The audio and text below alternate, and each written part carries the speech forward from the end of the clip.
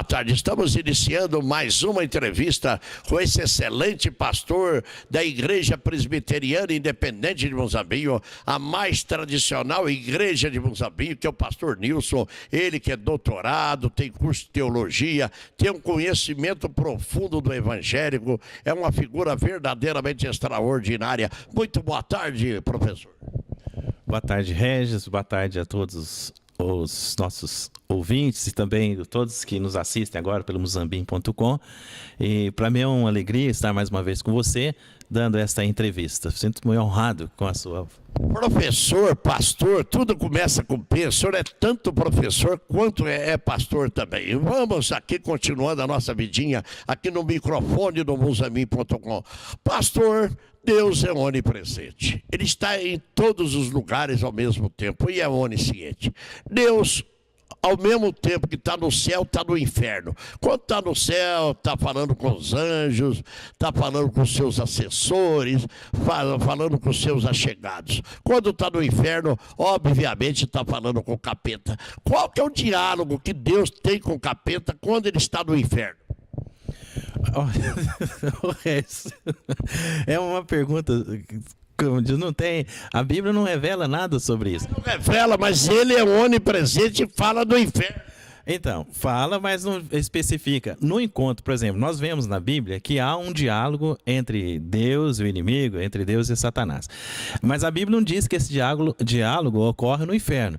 Porque, na verdade, nós não sabemos se o diabo, até que ponto o inferno já está povoado ou se está aguardando o juízo final.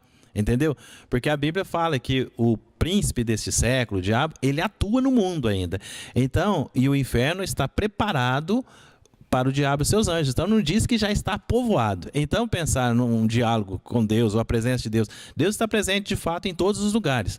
Agora, só que não diz ainda que hoje já tem gente lá, ou que já tem, que o inimigo está lá. Diz que ele será lançado no tempo certo, possivelmente depois de um julgamento, isso sim. Mas hoje nós sabemos que o inimigo está ativo no mundo, escravizando as pessoas, fazendo com que as pessoas fiquem, muitas vezes, sofrendo nas mãos dele, às vezes através de vícios vários. Então é isso.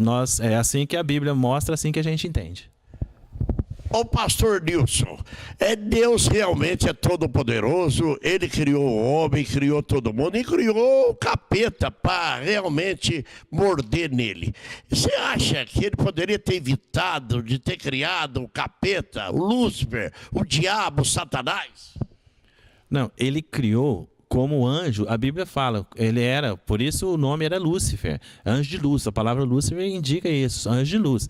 Ele foi criado para estar na presença de Deus. Só que estando tão próximo de Deus, a Bíblia diz que nasceu nele mesmo o desejo de ser igual a Deus. E aí ele se rebelou contra Deus. Isso acontece tudo em igreja, aí você vê gente saindo, montando igreja. Isso é normal, isso caracteriza que todo cidadão não quer ser subordinado, ele quer ser o dono, suplantar seu próprio criador e seu próprio patrão. É o caso específico realmente de Lúcifer.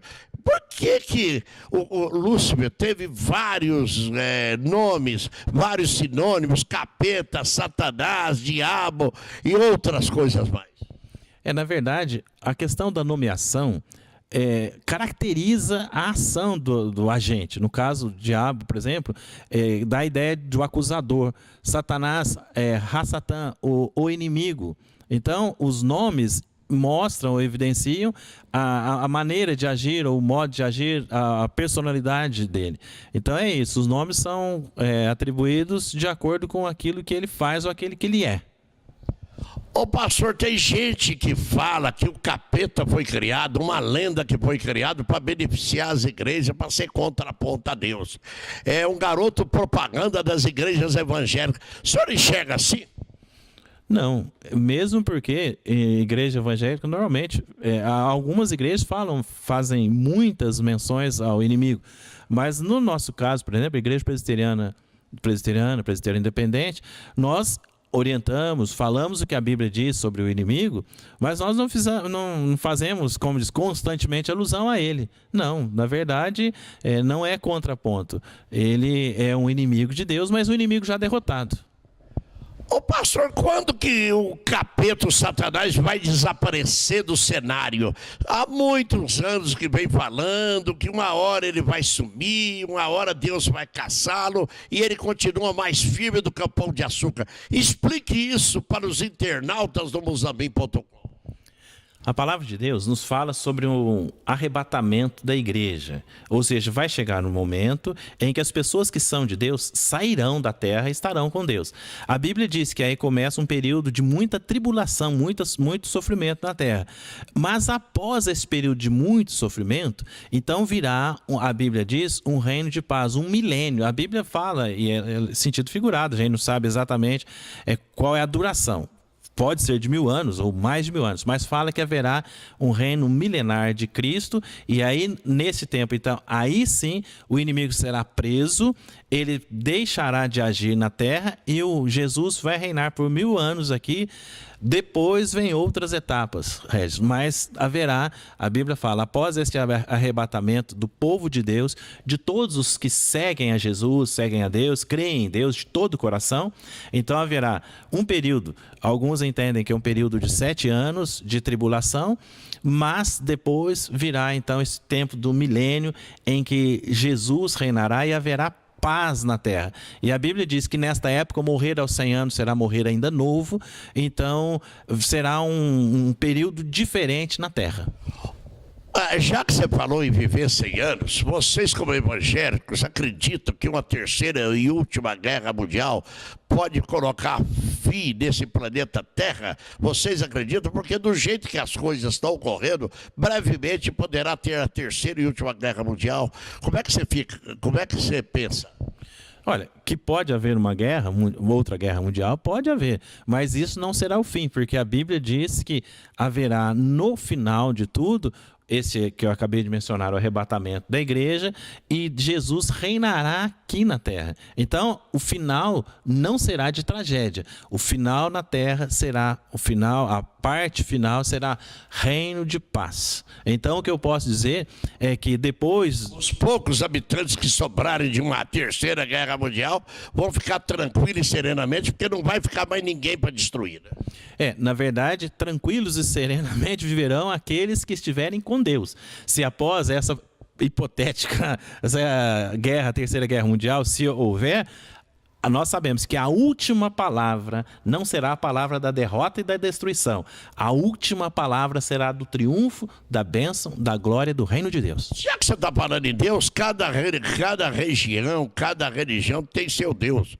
Os muçulmanos têm os seus, os islamitas têm os seus, aqui os cristãos têm os seus. Por que cada um tem o seu Deus? Não tem um Deus unificado no mundo, não, meu grande amigo pastor Nilson?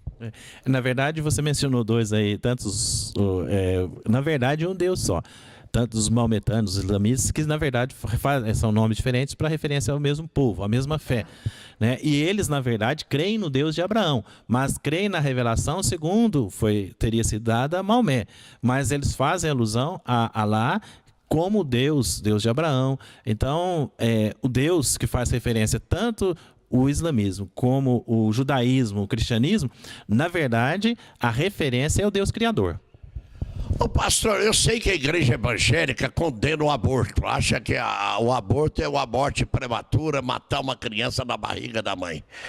Mas há muitos países aí que já liberaram o aborto, achando que a liberação diminui o número de aborto, que a mulher que quer fazer aborto, ela não vai fazer clandestinamente. Ela passa por um psicólogo, por um assistente social, e às vezes acaba convencendo ela a não fazer. E hoje em dia existe dezenas de milhares de meninas fazendo aborto aí nas faculdades, elas transam, engravidam e fazem aborto. Você acha que essa liberação de alguns países da Europa é válido ou vocês são inteiramente contrários?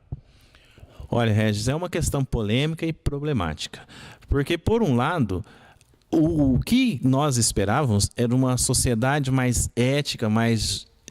Isso não acontece. Como não acontece?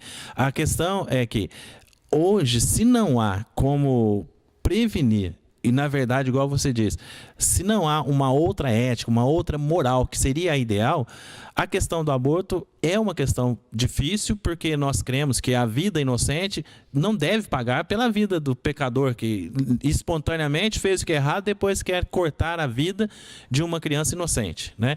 Então, na verdade, agora a questão do aborto clandestino é um problema sério de falta de instrução, de escolarização, de educação das pessoas.